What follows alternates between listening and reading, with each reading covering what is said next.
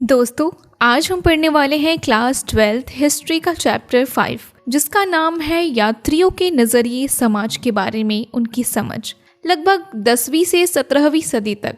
तो आइए दोस्तों, हम इसे डिटेल में एनिमेशन से समझते हैं।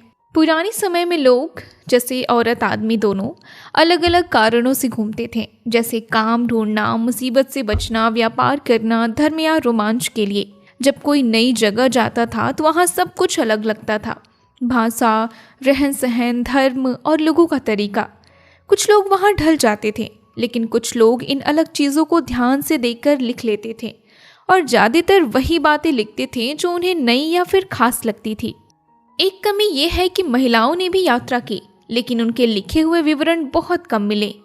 हमें जो यात्रा वृतांत मिले हैं उनमें अलग अलग चीज़ें बताई गई हैं, जैसे राज दरबार, धर्म और इमारतें। कुछ विदेशी और कुछ स्थानीय लोग भी उनके अनुभव लिखते थे। इस चैप्टर में हम समझेंगे इन यात्रियों के लिखे से हमें उस समय के समाज और इतिहास के बारे में कैसे जानकारी मिलती है, खासकर 3 बड़े यात्रियों के नज़रिए से।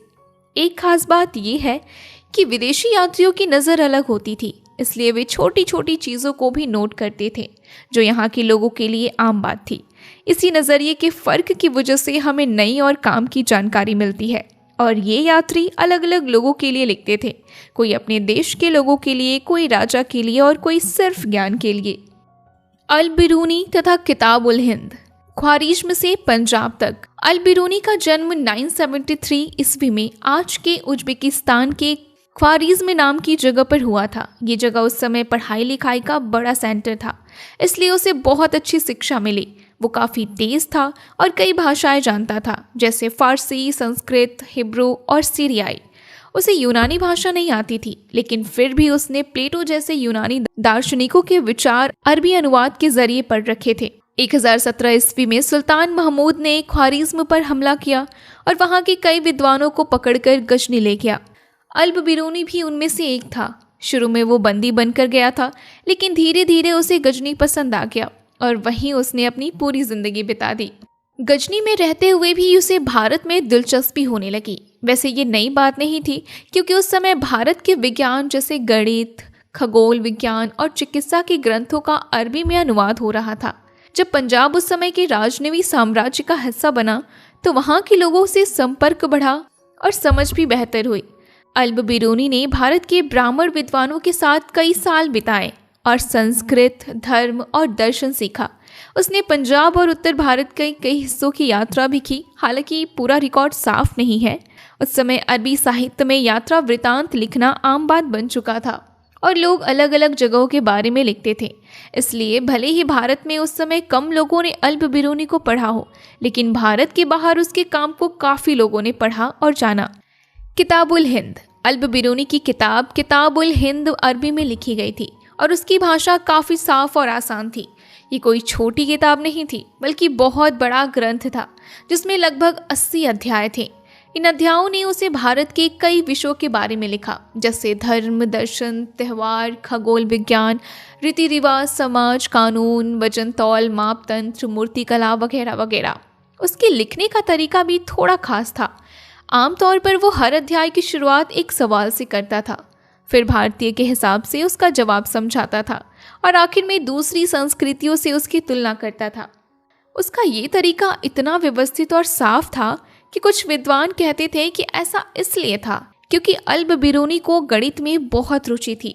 उसने अपनी किताब अरबी में लिखी और शायद उन लोगों के लिए लिखा जो भारत के आसपास में रहते हैं। उसे संस्कृत, पाली, प्राकृतिक ग्रंथों के अरबी अनुवादों की अच्छी जानकारी थी। इनमें कहानियों से लेकर विज्ञान और चिकित्सा सब कुछ शामिल था।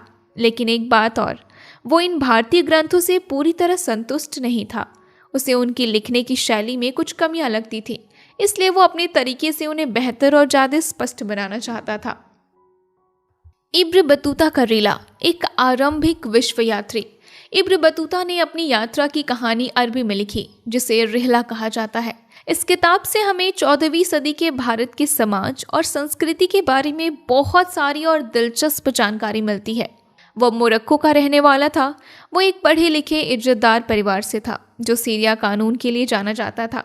बचपन से ही उसने अच्छी पढ़ाई कर ली थी, लेकिन उसकी खास बात ये थी कि वो किताबों से ज़्यादा असली ज़िंदगी के अनुभव को ज्ञान का सबसे बड़ा स्रोत मानता था।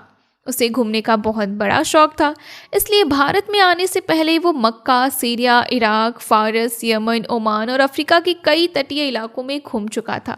1333 में वो भारत पहुंचा। उसने मोहम्मद बिन तुगलक के बारे में सुना था, इसलिए वो दिल्ली गया। सुल्तान उसकी विद्वता से खुश हुआ और उसे दिल्ली का काजी बना दिया। कुछ साल बाद सुल्तान उससे नाराज हो गया और उसे जेल में डाल दिया, लेकिन बाद में दोनों के बीच सुलह भी हो गई और उसे फिर से नौकरी मिल गई। 1342 में उसे चीन भेजा गया दूत बनाकर। इस दौरान वो मध्य भारत, मलाबार तट, मालदीव, श्रीलंका, बंगाल, असम होते हुए आगे बढ़ा। फिर वो सुमित्रा और वहाँ से चीन के जैतून पहुँचा और बीजिंग तक गया। 1347 में वो वापस अपने घर लौट गया। उसकी यात्रा की तुलना मार्को पोलो से भी की जाती है। इब्न बतूता जहाँ जहाँ गया वहाँ के लोगों की संस्कृति, धर्म, परंपराएं और जीवन को बहुत ध्यान से नोट करता था, लेकिन उस समय यात्रा करना बहुत मुश्किल और ख़तरनाक था। जैसे मुल्तान से दिल्ली आने में 40 दिन और सिंध से दिल्ली आने में करीब 50 दिन लगते थे। रास्ते भी सुरक्षित नहीं थे, कई बार डाकुओं के हमले होते थे। एक बार उसके कारवां पर हमला भी हुआ जिसमें कई लोग मारे गए और खुद इब्न बतूता भी बुरी तरह घायल हो गया। मतलब साफ है, इब्न बतूता सिर्फ घूमने वाला इंसान नहीं था, बल्कि वो अपनी जान जोखिम में डालकर दुनिया को समझता था और फिर उसे लिखकर लोगों तक पहुंचाता था। जिज्ञासाओं का उपभोग। जैसा हमने देखा, इब्न बतूता बहुत ही जिद्दी और घूमने का शौकीन यात्री था। सिर्फ एक दो जगह नहीं, बल्कि कई सालों तक अलग अलग देशों में घूमता रहा, जैसे उत्तरी अफ्रीका, पश्चिम एशिया, मध्य एशिया, भारत और चीन तक। इतनी लंबी यात्रा करने के बाद जब वो अपने देश मोरक्को वापस लौटा तो वहाँ के शासक और उसकी कहानियाँ बहुत दिलचस्प लगी। इसलिए शासक ने आदेश दिया कि उसके पूरे अनुभव और किस्सों को लिखकर सुरक्षित किया जाए, ताकि लोग उसके सफ़र और दुनिया की जानकारी को जान सके। मतलब उसकी यात्राएं सिर्फ उसके लिए नहीं रही, उन्हें लिखकर बाकी लोगों तक भी पहुंचाया गया, जिससे आज हमें उस समय की दुनिया के बारे में जानकारी मिलती है। फ्रांसवा बर्नियर एक विशिष्ट चिकित्सक। लगभग 1500 के बाद जब पुर्तगाली लोग भारत आए तो उन्होंने यहाँ के समाज, रीति रिवाज और धर्म के बारे में काफ़ी कुछ लिखा। कुछ लोगों ने तो भारतीय किताबों को यूरोपीय भाषाओं में अनुवाद भी किया, जैसे रॉबर्टो नोबली। इन्हीं में एक मशहूर नाम दुआर्ते बरबोसा का है, जिसने खासकर दक्षिण भारत के व्यापार और समाज का बहुत अच्छा और डिटेल में वर्णन किया है। इसके बाद 1600 के आसपास और भी यूरोपीय लोग भारत आने लगे, जैसे डच, अंग्रेज और फ्रांसीसी। इनमें जियो बैटिस्ट टैवर्नियर बहुत फेमस था, जो 6 बार भारत आया। उसे यहाँ का व्यापार बहुत पसंद आया और उसने भारत की तुलना ईरान और ऑटोमन साम्राज्य से भी की थी। कुछ लोग तो वापस अपने देश गए ही नहीं, जैसे मनुखी, वो भारत में ही बस गया। अब सबसे खास नाम फ्रांसवा बर्नियर। वो फ्रांस का रहने वाला था और एक डॉक्टर, दार्शनिक और इतिहासकार था। वो भी भारत में मौके ढूंढने आया था। वो करीब 12 साल भारत में रहा और मुगल दरबार से जुड़ा रहा। पहले दारा शिकोह का डॉक्टर बना और बाद में दानिशमंद खान के साथ एक बुद्धिजीवी और वैज्ञानिक के रूप में काम किया। मतलब साफ है, यूरोप से आने वाले यात्रियों ने भारत को ध्यान से देखा, समझा और लिखा, जिससे आज हम उसे समय के भारत के समाज, व्यापार और राजनीति के बारे में काफ़ी जानकारी मिलती है। पूर्व और पश्चिम की तुलना। फ्रांसवा बर्नियर भारत के कई हिस्सों में घूमा और जो कुछ उसने देखा उसे अच्छे से लिखकर बताया। उसकी एक खास आदत थी, वो हर चीज़ की तुलना यूरोप से करता था, यानी भारत और यूरोप को साथ रख कर देखता था। उसने अपनी सबसे बड़ी किताब फ्रांस के राजा लुई 14वें को समर्पित की थी। इसके अलावा उसने अपने कई विचार और अनुभव बड़े अधिकारियों और मंत्रियों के चिट्ठियों के रूप में लिखे। अक्सर बर्नियर भारत की हालत को यूरोप से पीछे या कमज़ोर बताता था। हालांकि उसकी हर बात पूरी तरह सही नहीं थी, लेकिन फिर भी उसके लिखे हुए बहुत फेमस हो गए और लोगों ने उन्हें काफ़ी ध्यान से पढ़ा।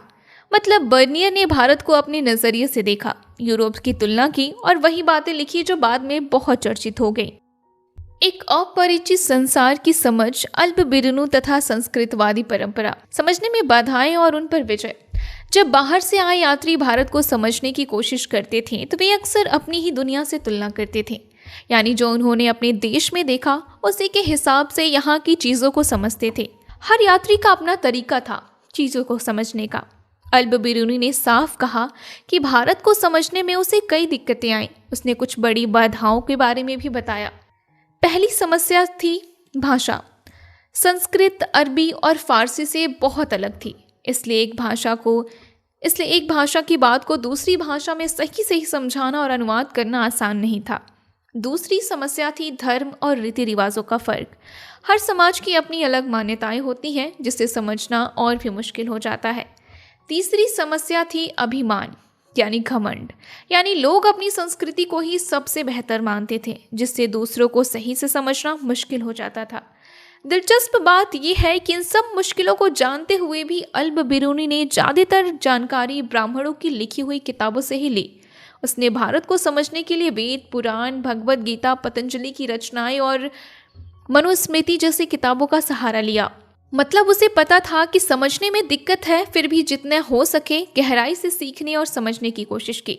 अल्ब बिरूनी का जाति व्यवस्था का विवरण। अल्ब बिरूनी ने भारत की जाति व्यवस्था को समझने के लिए दूसरे देशों से तुलना की। उसने बताया कि प्राचीन फारस में भी समाज 4 हिस्सों में बटा हुआ था: शासक, सैनिक, पुजारी और धर्म से जुड़े लोग, वैज्ञानिक, डॉक्टर और विद्वान, किसान और कारीगर। यानी वो ये देखना चाहता था कि समाज का ऐसा बंटवारा सिर्फ भारत में नहीं और जगहों पर भी था। लेकिन उसने ये भी कहा कि इस्लाम में सभी लोग बराबर माने जाते हैं, फ़र्क सिर्फ इस बात का होता है कि कौन कितना धर्म का पालन करता है। अब जाति व्यवस्था पर अल्ब बिरूनी ने ब्राह्मणों की बात को काफ़ी हद तक माना, लेकिन शुद्ध अशुद्ध की सोच से वो सहमत नहीं था। उसका कहना था कि प्रकृति में कोई भी चीज़ हमेशा के लिए गंदी नहीं रहती, वो फिर से साफ हो सकती है। जैसे हवा और सूरज चीज़ों को साफ करती है, समुद्र का नमक पानी को खराब नहीं होने देता। ऐसा नहीं होता तो धरती पर जीवन संभव ही नहीं होता। इसलिए उसके हिसाब से जाति में अछूतपन की सोच प्रकृति के नियमों के खिलाफ है। उसकी जानकारी ज़्यादातर संस्कृत ग्रंथ से आई थी, जो ब्राह्मणों के नज़रिए से लिखे गए थे, इसलिए उसका विवरण भी उसी सोच से प्रभावित था। लेकिन असल ज़िंदगी में जाति व्यवस्था उतनी सख्त नहीं थी जितनी किताबों में दिखाई गई। जैसे अत्यंश समाज से बाहर माने जाते थे, लेकिन उन्हें काम के लिए रखा जाता था, किसानों और जमींदारों के लिए सस्ता मजदूर बनकर। मतलब उन्हें समाज में इज्जत नहीं मिलती थी, लेकिन आर्थिक कामों में उनकी ज़रूरत ज़रूर होती थी। इब्न बतूता तथा अनजाने की जानने की उत्कंठा। इब्न बतूता अब 14वीं सदी में दिल्ली आया। तब तक भारत पूरी दुनिया से जुड़ा हुआ था, यानी एक बड़ा नेटवर्क था जो चीन से लेकर अफ्रीका और यूरोप तक फैला हुआ था, जहां लोग आपस में जड़े हुए थे व्यापार, जानकारी और यात्राओं के जरिए। इब्न बतूता खुद भी बहुत घूम चुका था, इसलिए उसने अलग अलग जगहों के मंदिर, मस्जिद, विद्वान लोग और राजा और आम लोगों की जिंदगी को करीब से देखा। वो कई जगहों पर काजी भी बना और बड़े शहरों में मिलीजुली संस्कृति का हिस्सा रहा, जहां अलग अलग भाषाएं बोलने वाले लोग जैसे अरबी, फारसी, तुर्की आपस में बातें और जानकारी शेयर करते थे। वो अपनी कहानियों में हर तरह के लोगों का जिक्र करता था, धार्मिक लोग, अच्छे और क्रूर दोनों तरह के राजा और आम आदमी औरत की जिंदगी। उसकी खासियत ये थी कि जो भी चीज़ उसे नई या फिर अजीब लगती, वो उसे खास तौर पर हाईलाइट करता था, ताकि जो लोग उसकी कहानी पढ़ें या सुने उन्हें पूरे देश की बातें और भी दिलचस्प लगे।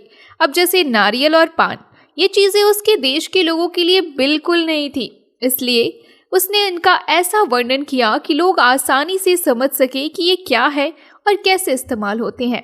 मतलब इब्न बतूता सिर्फ जानकारी नहीं दे रहा था, बल्कि चीज़ों को ऐसे समझा रहा था कि अनजानी दुनिया भी लोगों को आसान और मज़ेदार लगे। इब्न बतूता और भारतीय शहर। इब्न बतूता भारत के शहर बहुत मौके से भरे हुए लगे। उसका कहना था कि अगर किसी इंसान में मेहनत, पैसा और हुनर है तो वो यहाँ आसानी से आगे बढ़ सकता है।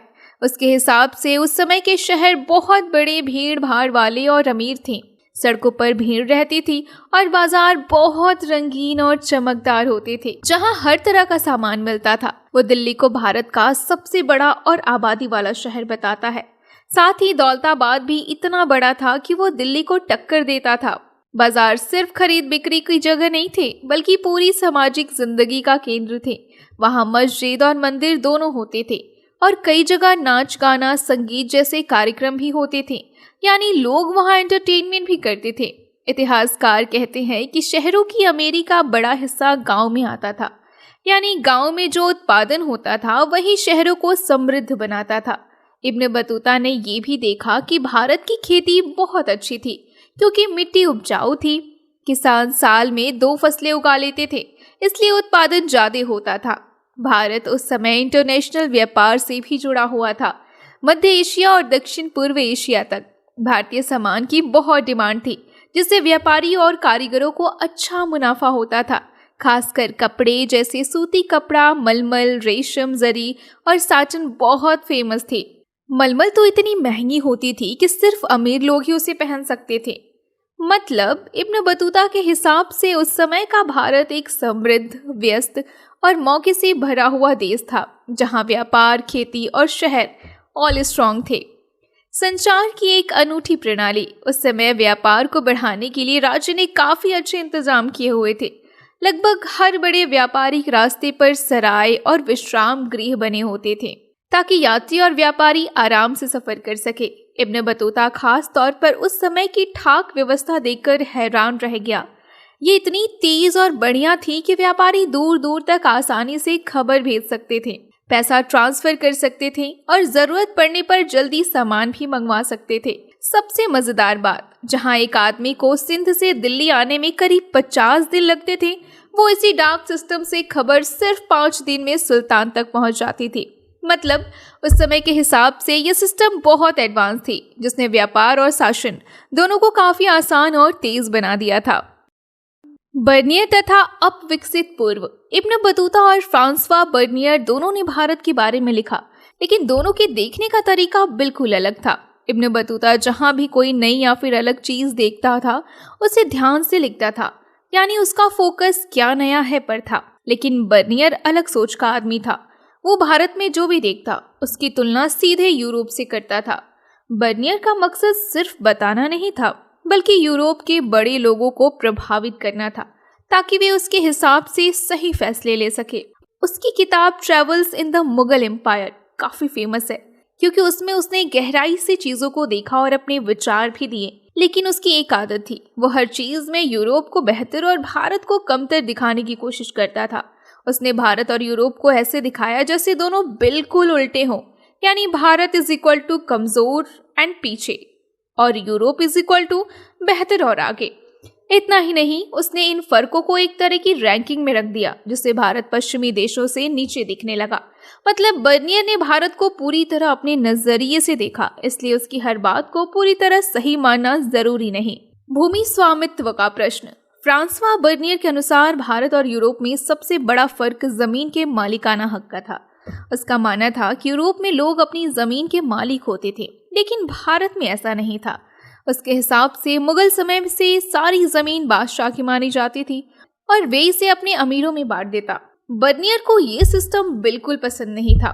उसका कहना था कि जब जमीन किसी की अपनी नहीं होगी तो लोग उसमें ज्यादा मेहनत या फिर निवेश क्यों करेंगे। उसने तर्क दिया कि जमींदार अपनी जमीन अपने बच्चों को नहीं दे सकते थे, इसलिए वे खेती को बेहतर बनाने में दिलचस्पी नहीं लेते। इससे खेती का विकास रुक जाता। इसके अनुसार इसी वजह से खेती खराब होती गई, किसानों पर ज्यादा अत्याचार हुआ, आम लोगों की हालत गिरती गई, सिर्फ शासक और अमीर लोग ही अच्छे से जी रहे थे। मतलब बर्नियर मानता था कि निजी जमीन ना होने की वजह से भारत की अर्थव्यवस्था और समाज दोनों को नुकसान हुआ। लेकिन ध्यान रखने वाली बात यह है कि उसका अपना नजरिया था और हर इतिहासकार इससे पूरी तरह सहमत नहीं है। फ्रांसवा बर्नियर ने भारत के समाज को बहुत ही अलग तरीके से देखा। उसका कहना था कि यहाँ सिर्फ 2 तरह के लोग हैं, एक बहुत अमीर और ताकतवर और दूसरे बहुत गरीब। उसके हिसाब से मिडिल क्लास जैसा कोई वर्ग ही नहीं था। वो तो ये तक कहता था कि भारत का राजा भिखारियों और क्रूर लोगों का राजा था। शहर खराब थे, खेत भी ठीक नहीं थे और इसका कारण उसने राजकीय भूमि स्वामित्व को बताया। लेकिन असल में उसकी ये बात पूरी तरह सही नहीं थी।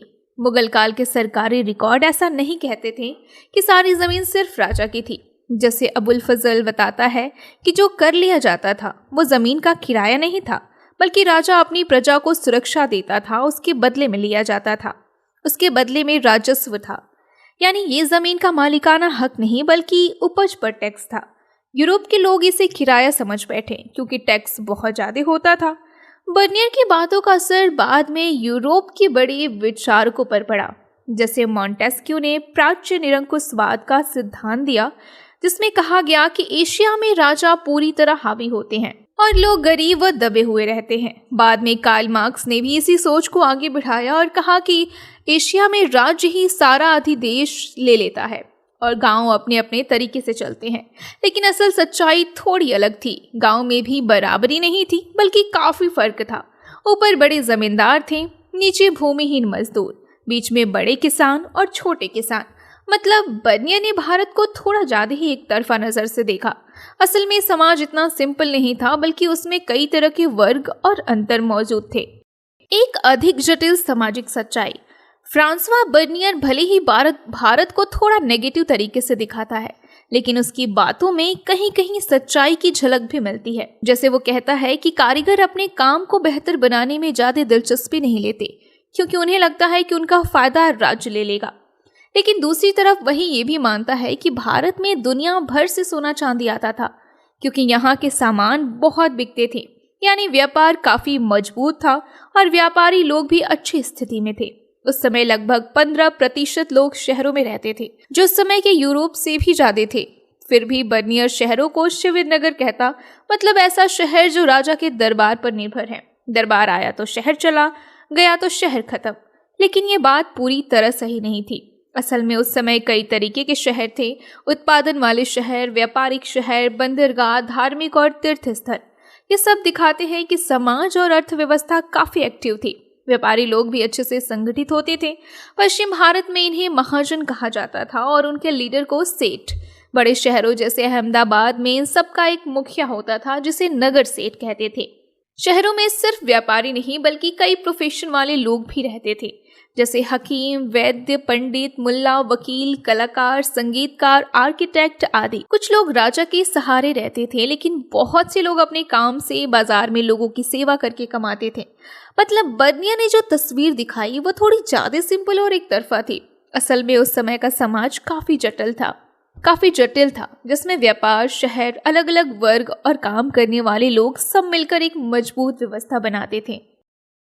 महिलाएं, दासियां, सती तथा श्रमिक। पुराने समय के ज्यादातर यात्रा वृतांत पुरुषों ने लिखे हैं, इसलिए उन्होंने महिलाओं की स्थिति को अपने नजरिए से देखा, कभी सही तो कभी थोड़ा पक्षपाती तरीके से। इब्न बतूता के अनुसार उस समय बाजारों में दास खुलेआम खरीदे बेचे जाते थे। जैसे कोई सामान उन्हें तोहफे के रूप में भी दिया जाता था। जैसे उसने खुद सुल्तान मोहम्मद बिन तुगलक के लिए घोड़े, ऊंट और दास खरीदे थे। दासों में भी फर्क होता था। कुछ दासियां संगीत और नाच में माहिर होती थीं और कुछ शाही कार्यक्रमों में प्रदर्शन करती थीं। कुछ दासियों का इस्तेमाल सुल्तान अपने अमीरों पर नजर रखने के लिए भी करता था। ज्यादातर दासों का काम घर के कामकाज में होता, जैसे लोगों को पालकी में उठाना आदि। उनकी कीमत भी ज्यादा नहीं होती थी, इसलिए जो परिवार थोड़ा सक्षम होते थे वे 1-2 दास जरूर रखते थे। अब महिलाओं की स्थिति पर यूरोप के यात्रियों के लिए एक बड़ा मुद्दा था, क्योंकि ये पूर्व और पश्चिम की तुलना करते थे। इसी वजह से फ्रांसवा बर्नियर ने सती प्रथा पर खास ध्यान दिया। उसने लिखा कि कुछ महिलाएं खुद सती होती थीं, लेकिन कई को मजबूर भी किया जाता था। लेकिन असलियत सिर्फ सती तक सीमित नहीं थी। महिलाएं समाज में और भी खेती और दूसरे कामों में उनका बड़ा योगदान था। व्यापारिक परिवारों की महिलाएं व्यापार में भी हिस्सा लेती थी। कुछ तो व्यापार से जुड़े मामलों में अदालत तक जाती थी। इसका मतलब ये है कि महिलाएं सिर्फ घर तक सीमित नहीं थी, बल्कि समाज और अर्थव्यवस्था में उनका अच्छा खासा रोल था। मतलब उस समय महिलाओं की स्थिति एक जैसी नहीं थी। कुछ जगहों पर उन्हें दबाया जाता था, लेकिन कई जगहों पर वे सक्रिय और काम करने वाली भी थी। दोस्तों वीडियो अच्छा लगे तो इस वीडियो को लाइक कीजिए और चैनल को सब्सक्राइब कीजिए। Thank you for watching.